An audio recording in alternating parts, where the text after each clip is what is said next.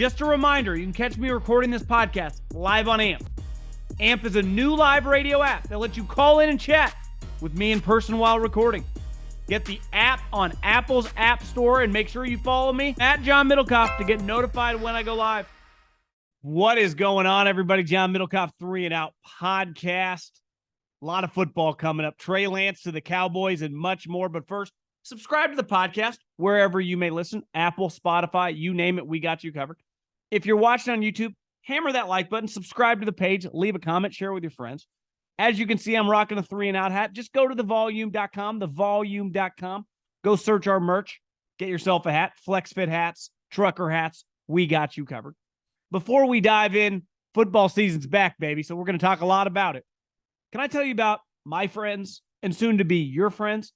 Grab your smartphone, go to your apps, download the Gametime app. They're the official ticketing app of this podcast. They're the fastest growing ticketing app in America. And I swear by them because I've used them all year long. They have the best deals. They have interactive maps on the website or on the app. If you want to go to a football game this fall, college starts this week. I guess they officially started last week, but unofficial, officially week 1 this week. NFL right around the corner, playoff baseball. You want to go to a concert, you want to go to a comedy show, I got you covered. Just download the Gametime app, and when you first sign up for your first pair of tickets, type in the promo code JOHN. That's JOHN, $20 off. I'm trying to get you a deal. Inflation's high.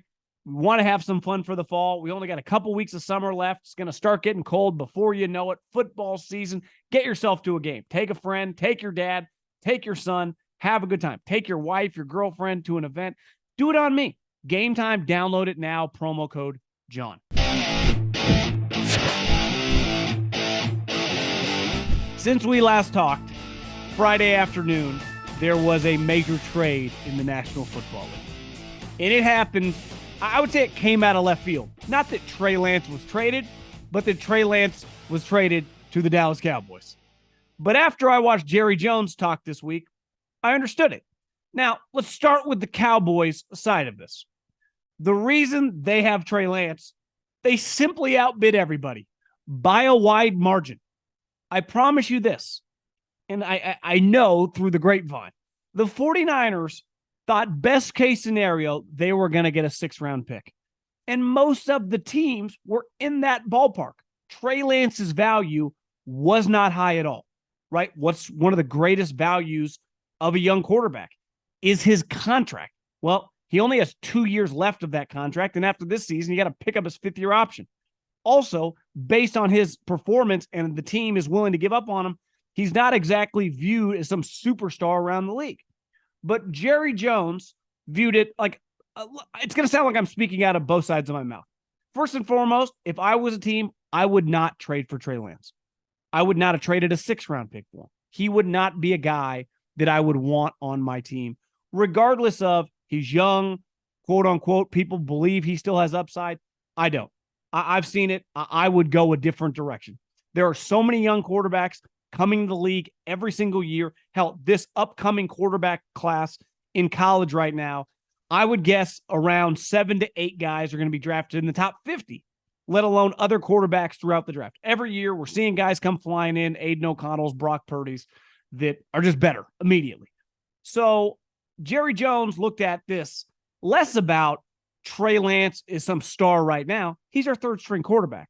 And more like, I just think there's value in this. Or it's worth it for me to 10x my money. Almost like a stock. I don't have to pay that much, even though I'm paying more than everyone else. And if it works out, great. I actually paid nothing in the grand scheme of things because he's a quarterback. And if it doesn't work out, who really cares, right? Because I've always said this, like, listen, to me, a 4th-round pick, when I said I wouldn't trade for him, it's because I don't think he's that good of a player. Not that I view a 5th-round pick, a 4th-round pick, any pick on the 3rd day when it comes to making a trade, I don't lose much sleep over, right? So a huge part of the reason people weren't willing to offer that much, because he makes a substantial amount of money for a guy that's viewed as a 3rd-string quarterback. Right? Even though this year it's like $1 million, the 49ers have already paid his bonus. Next year, you pay him over $5 million. If Trey Lance was an open street free agent right now, he would not get $5 million guaranteed. But Jerry went, fuck it. I'll just pay what I have to, which is way more than everyone else, to make sure I get the opportunity to, hit a home run that the 49ers couldn't, right? I heard a story the other day at dinner, probably a couple weeks ago, about this famous athlete in Scottsdale who is very, very rich and who had been striking out. There's this neighborhood called Paradise Valley. It's by far the most expensive neighborhood currently in just the greater Scottsdale area. It's that famous picture of Cliff Kingsbury. He lived in Paradise Valley. He's got sweet big homes that, before the craziness of the last several years of the housing market, these homes were like $5-6 million. Now some of them go for $10, $15, $20 million. And this athlete had made bids on homes and kept not being able to land them. Like he would lose in bidding processes against other individuals. And finally, these people I was at dinner with, they knew this guy who had bought a lot in Paradise Valley and put $7 million into the home. This was a guy like a vice president of a company, and got a knock on the door one day. I don't know if it was from the actual individual. I don't want to out him, or his people. And they said, "How much do you want for the house?" And the guy's like, "The house is not for sale." And they got talking a little bit. They found out he put $7+ million into it. And they said, "How about $15 million for your home?" The guy handed him his keys. I don't know if he actually handed him his keys during the conversation, but he immediately sold him the house. There comes to a point where you go, I don't really care how much I have to spend. I want this. And Jerry, if you listen to him talk, and I watched his press conference at the Raider game, which is remarkable. Like, you get to just find out from not just the GM, but the owner's perspective, why they made the deal. And he simply said, "We love this guy coming out in the draft. We had first-round picks. And once I got them on the phone, I didn't want them to hang up. So I essentially made them an offer they couldn't refuse." And John Lynch said this during the 49ers preseason game. We did not expect to get a fourth-round pick because no one that follows the NFL, that works in the NFL, thought the 49ers could have got a fourth-round pick for Trey Lance. But sometimes you get a guy like Jerry Jones that's just not going to be outbid just because he likes doing deals. And say this for Jerry Jones, part of being a good deal maker, right? Obviously, there's about like finding value in deals, but also some people. And listen, my girlfriend's in real estate. I see all the time these people get cold feet. They're afraid to put their cards in the middle of the table. It gets hot in the kitchen. Sometimes you get burned. Jerry is not afraid, even because ultimately, and this is where I said I was going to talk out of both sides of my mouth, that if this doesn't work out for the Cowboys, who again, he's their third string quarterback. And based on the way Will Grier looked the other night, I had to Google it. He's 28 years old. So as of recording this, Grier's technically still on the team. I would expect Jerry to cut him. But, Trey Lance, is he better than him right now? But he's definitely not better than, obviously, Dak Prescott or Cooper Rush. So he is going to the same scenario. We'll get into Trey here in a little bit. But Jerry just saw it as an asset, a guy that's under contract for a couple of years, and a fourth-round pick. He's seen a million drafts. Like, a fourth-round pick can become some star. It also can become a guy you cut during training camp. So a low value, big swing, but he also bid relative to the rest of the league at a, dramatically more, right? So I think you just look at Jerry Jones, who is kind of unique right now, the only owner who's also the GM.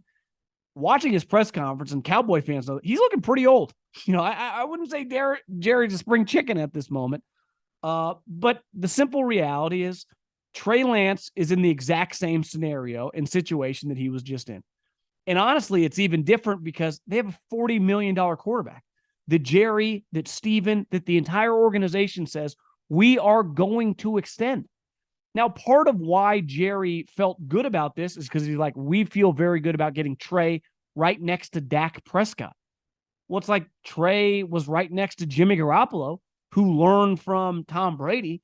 It's not like from a professional standpoint, from a studying standpoint, from a, preparation standpoint, he hasn't been around high-level guys. I would say Kyle is definitely viewed as a better offensive coach than Mike McCarthy. So to me, this trade is a much bigger headline and much more fun to talk about because Jerry's kind of wheeling and dealing than the actual substance of it. I mean, we're talking about a third-string quarterback. And now from the 49ers perspective, like, they swung and they missed. The process was pretty embarrassing. I've said it over and over. To make a trade that early in the process when you don't even know exactly who you're going to pick. And they have talked about this over and over, and a lot of teams do. I understand wanting a guy on a rookie contract that plays quarterback, whether it's a top 10 pick or whether it's a fifth rounder. It makes building your team much easier than when you have a 40, 45, $50 million quarterback. But you have to find a guy who can play, right? The guy has to be able to function. You have to be able to win with him, because just having a rookie contract, there are young players on rookie contracts all over the NFL right now that are second and third string quarterbacks, that if you had to play them on good teams, you're going to lose. So just because they're on a cheap contract does not actually mean they're a great asset.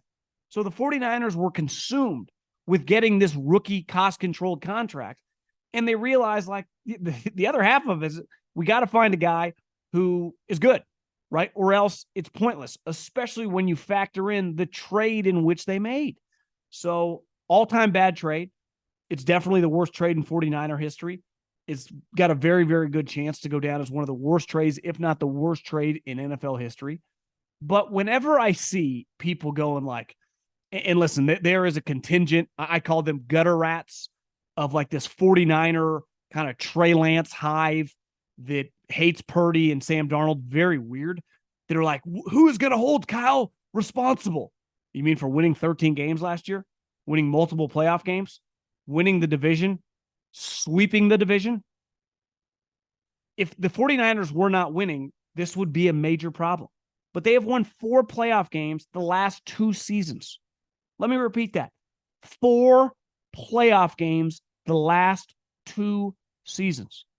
They just won the division. They won 13 games. We all expect them, I don't know, even if you're a Niner hater, what's the lowest you would pick? 10, 11 wins?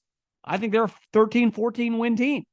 If they suck and they win 6 or 7 games, then yes, we need to do some serious evaluations. But the whole point of this sport, with free agency, with draft picks, and I love the freaking draft. I love wheeling and dealing. None of it matters if you lose. And just like if you're winning all your mistakes, who gives a shit? Belichick made mistakes all the time during his 2-decade run with Tom Brady. You know what happened every single year? They won 12, 13 games. They were in the AFC Championship game, and half the time they were in the Super Bowl. Most of the time they were winning it.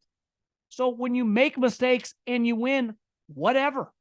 It ain't that big a deal. Do you know when people get fired? When you lose. Right now, Kyle Shanahan and John Lynch are not losing. And here's another thing. I give anyone respect, and Belichick was always the best at this in sports.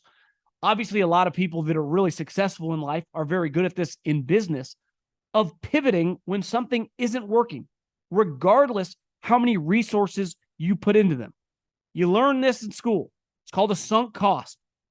Once you put a lot of money into something, once you invest a lot of draft picks into something, it's awesome at first, and you're going to spend a lot of your time trying to make it worth it. But once you get to a point where either you don't have the time, it's not working out, you realize you made a mistake, you have to pivot. And most of the time, you're going to take an L. I have a stock called Skills. I've talked about this over the years. I got about 70 G's into it. If you open my E-Trade account, it shows less than 10 of its actual value. If I needed the money, I would have no choice but to sell it and take a large, large L. Now, in stocks, there's something called, tax loss harvesting. You can kind of spread it out. But regardless, it would be easily the biggest L I've ever had financially in terms of an investment. And I don't expect it to go up much. I just don't need the money, so I'm going to write it out. Hopefully, it just goes up a little bit. But sometimes in life, you miss. Whether you're a GM, whether you invest in stocks, whether you are in real estate, I don't give a shit what you do. That's part of life, especially successful people that take big swings. Like, it's just, there's nothing you can do to avoid it. Now, you can look back on your process. Like we've said, it was terrible, but they had to wave the white flag. You cannot have a $9 million third string quarterback. The other thing that Kyle and John both alluded to about why this makes no sense is because the way they run their operation, the third string quarterback does not get any reps during the season. This is no longer training camp where you're just running plays against a bunch of guys. You cut down your roster here in the next several days from 90 to 53. And with the 49ers, I don't know exactly how the Cowboys do it, but Sam Darnold will run the scout team. And they do this twofold. One, they want their starter to get all the reps, kind of the Peyton Manning, Tom Brady mindset. You're the one playing, you're getting all the reps. If you go down, we're in trouble. And to get your backup, way more reps than he would get even if he got 10% of the starter reps in practice. Now, he's not running those plays. He only gets mental reps after training camp, right? But he gets to practice. And if you're with the 49ers, against the starting defense, it's why the starting defense last year when Brock Purdy had to come in for Jimmy Garoppolo, they were so high on him. They'd like, we've been practicing against this guy for several months. We think he's really good. And he got to improve against, depending on what stats you look at, the number one defense in the league. So the 49ers think Sam Darnold is way better. They don't think Trey Lance is that good. They can say whatever they want, right? They do not want him on the team anymore. And Trey Lance wanted out as well, which I don't totally blame him either, because any professional relationship, any personal relationship, when the other person you're involved with does not like you that much, there's no point to stay unless you're like, I guess, in business, financially making a lot of money. But that his money, he's going to make whatever he's going to make regardless, right? His contract is set. So why would he stay at a place when he knows the only person that matters with the 49ers is Kyle Shanahan, does not like him? And then with the Cowboys, like, I don't really understand the fit for Trey Lance. He's the third string quarterback, and I don't exactly know how they run practice during the season, but it's not like he's going to get that many reps. And the other thing Jerry mentioned was we didn't consult Mike McCarthy on this. Now, he claimed that Mike liked him coming out of the draft, but it's not like Mike was in the war room saying, we got to make this trade.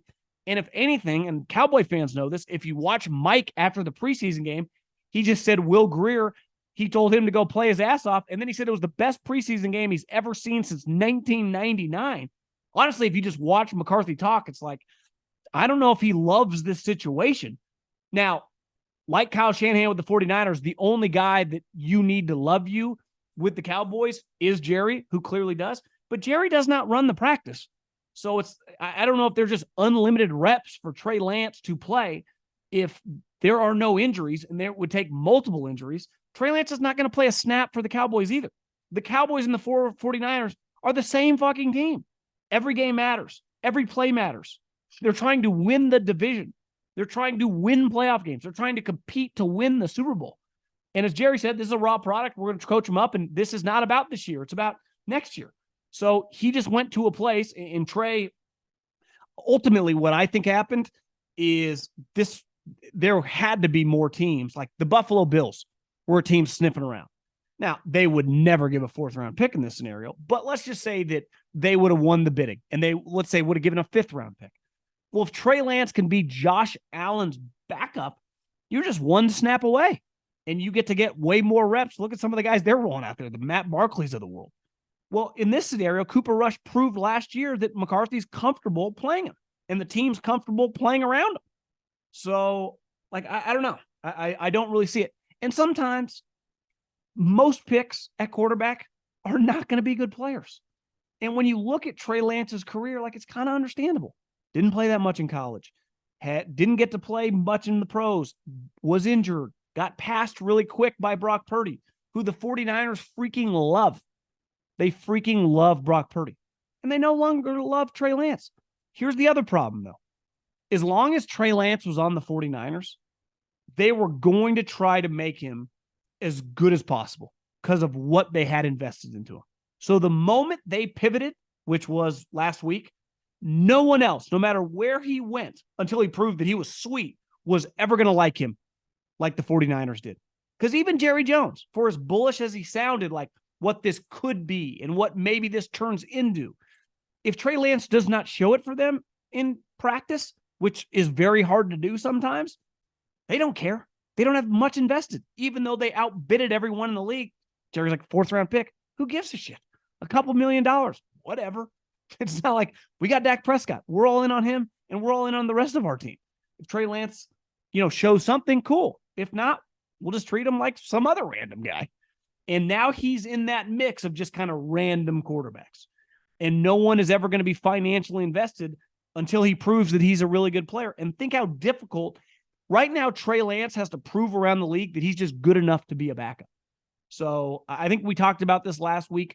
You can't script this shit. I know there are a lot of memes going around about how the NFL scripted, but you can't make this stuff up. You couldn't. If I would have told you a couple years ago that Trey Lance is not going to be on the 49ers anymore, he's going to be the third stringer for the Cowboys, you'd be like, what? Well, how does that happen? And that's what happened.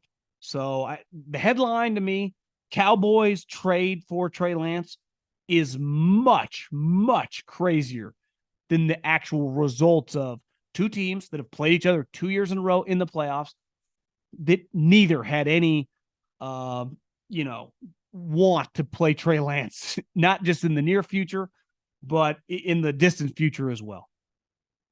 Couple teams that I got major red flags on. I was at dinner. What would that have been? Saturday night. Having a late dinner.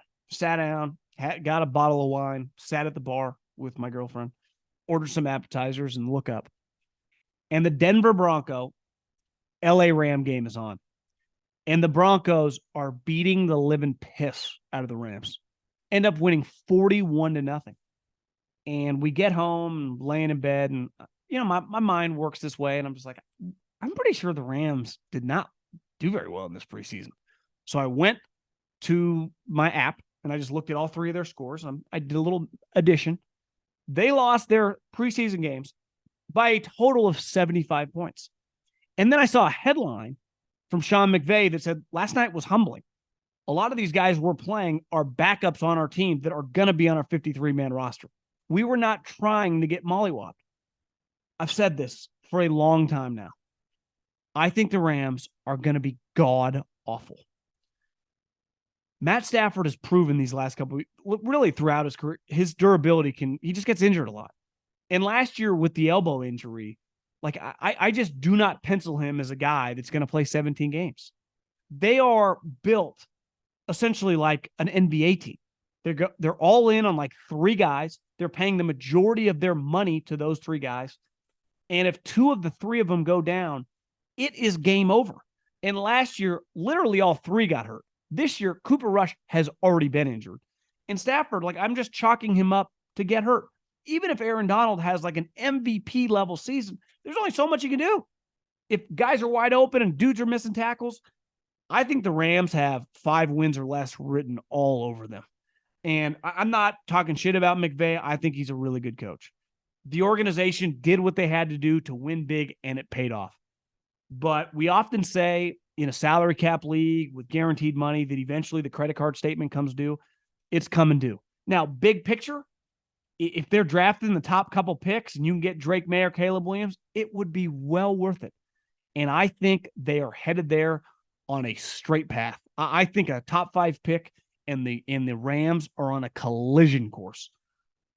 I'm not trying to act like the preseason is they're just going to lose every game by 40 points. I just think their roster is awful.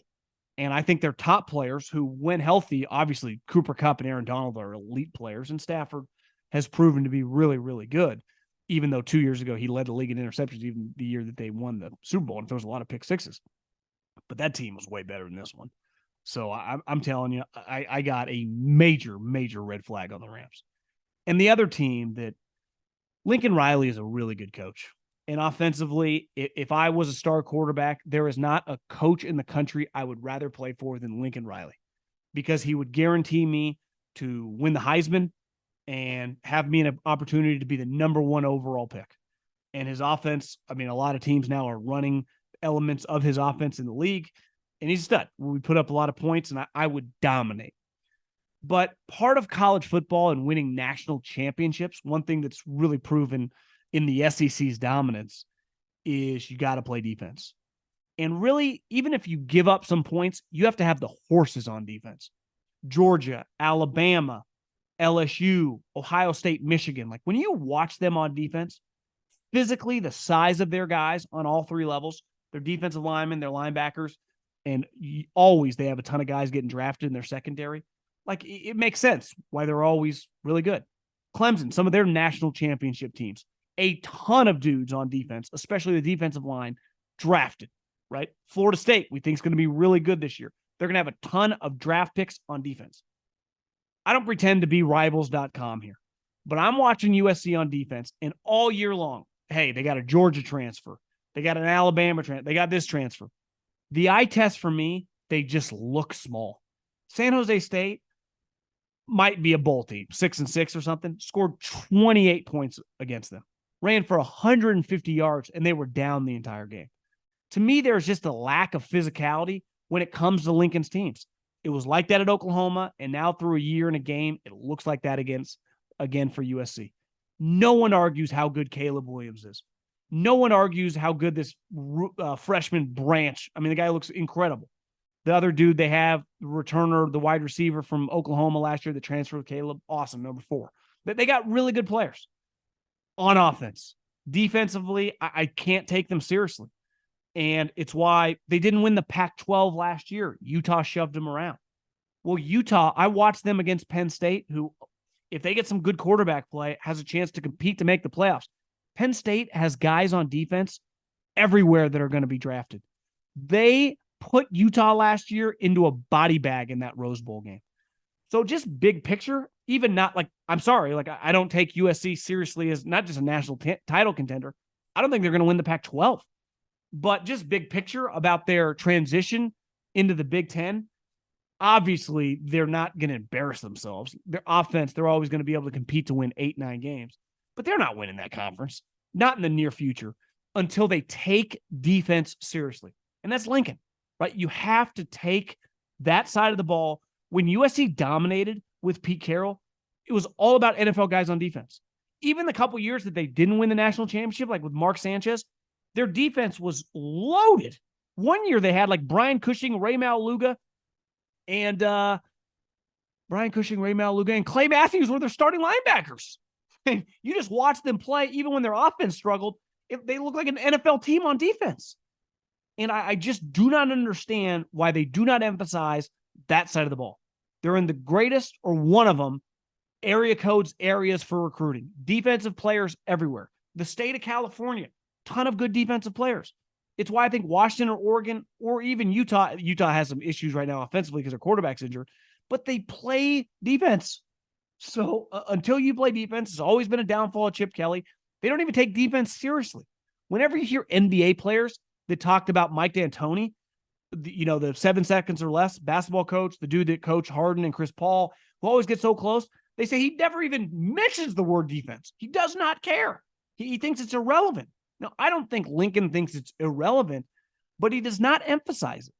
And the best coaches, right, in the country, Harbaugh, former quarterback, defense matters.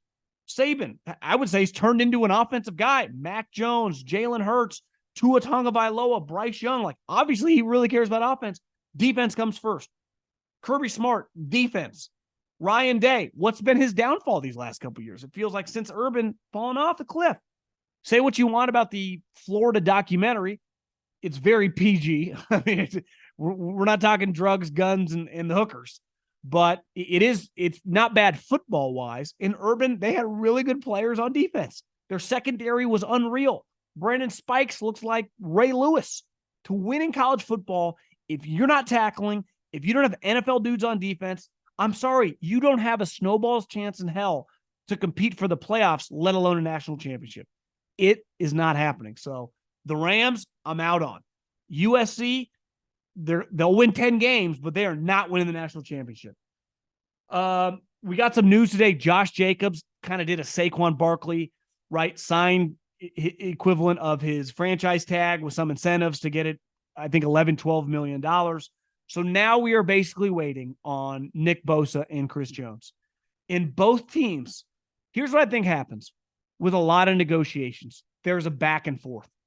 I think with these two guys, they're just kind of saying their number. We both want to be the highest paid non-quarterback in the NFL, 110, 115, $120 million guaranteed. We're not in this to negotiate. This is our number. And I think they're looking at it a lot like quarterbacks look at it. There's not much negotiating, right? Like for Joe Burrow. His contract is going to be based on Jalen Hurts and Herbert's contract. It'll be a couple $1 million more. But they don't have to go back and forth. Like, well, could we meet you? No, this is the number. call me when you're ready to sign, because we know what the number is. We will sign the piece of paper when the number we're looking for is on it.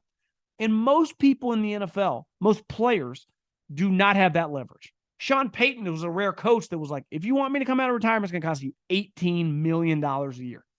And he got a desperate team to give him $90 million. So I think these two defensive linemen go, I'm your best player on defense. One team won the Super Bowl last year, and Chris Jones was incredible. The other team could have won the Super Bowl if their quarterback doesn't get hurt, and he was the defensive player of the year. That I think they're acting like a lot of quarterbacks act. Now, typically, because of the importance of quarterback to just run your operation, those contracts no longer carry over, right? Like if Joe Burrow was holding out this training camp, his contract would already be done. Jalen Hurts, Herbert, like those are pretty seamless deals. It's like wham, bam, thank you, man. This, anytime you're not dealing with a quarterback, teams want to negotiate. Like, hey, it's a business. And I think Nick Bosa and John Lynch has talked about it. Like, we haven't really talked to him. And I think it's pretty clear. Like, hey, man, I want $120 million. We're not going to go phone tag here. That's my number. Call me when you're ready to put it to a piece of paper and I'll sign it. But until you do, like, I'm not signing it. We're not going back and forth on this. Like, I know what I'm worth. I know you know what I'm worth. And I think Chris Jones is saying that too. The more complicated part about Chris Jones is this is his third contract, right? Anytime in the NFL with a non-quarterback, look at the history of signing players to back-to-back premium deals. It's much more miss than hit. So even though I would sign Chris Jones, just like I would sign Nick Bosa to probably basically whatever they wanted, unless it was like $150 million guaranteed, I do understand somewhat of the reservation from the Chiefs. Like, hey, we'll give you a couple-year extension, but a lot of wear and tear on you. It's just a little riskier, even though I think Chris Jones, 28, 29. It's not like he's 34 years old. But Nick Bosa, the 49ers have no choice. They have to have him in a couple weeks for the Steeler game. Like, the deal has to get done. And obviously you can't just sign the deal on Friday and have him play on Sunday. So they're going to have to try to get this done in the next couple days. But yeah, it's just not an ideal scenario right now when you have two teams. I mean, the Chiefs are now at the point where it's Super Bowl or bust. To me, they're the only team in the league that if they don't win the Super Bowl, it is a letdown, right? Like the Eagles, the 49ers, even the Bengals. Like if you get to the Super Bowl, I know actually losing it, like on that given day, it's a letdown. It sucks. I'm not trying to act like you shouldn't be disappointed. But once you get months removed, like every Eagle fan has to admit, the macro version, last year's season was incredible, right? It sucked the way it ended, but it was still a major, major success. And just like this year, if they get back to the Super Bowl, it's a very, very successful year. There's one team in the league, and that's the Chiefs. And beside Mahomes, he's probably right there with Kelsey, right? You got one is Mahomes, and then you got like 1B and 1C. It's like Kelsey and Chris Jones. So if they're in a predicament right now, this is why it's hard to be a GM. You got to figure this out. Brett Veach and John Lynch with their contract negotiators just got to find a way to get this done because unlike Lincoln Riley, defense matters, and those two guys are complete ass kickers.